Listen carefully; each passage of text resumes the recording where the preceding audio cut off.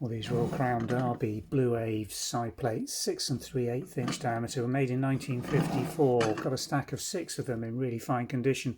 Just look at the gilt down the rims of these plates.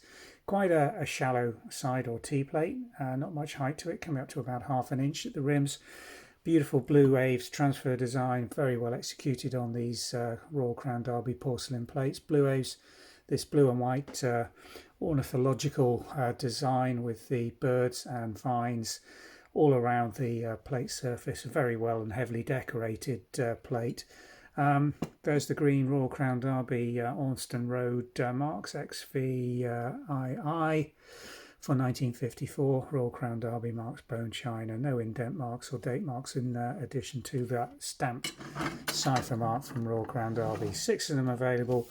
Nice rare side plates. No longer in production. I don't think you can buy these, although they do make a small amount of Blue Aves. I think getting the flatware is really problematic, so I think these are going to be very popular with collectors, especially as we've got the rare opportunity to get 6 date match, very nice condition side plates all in one place.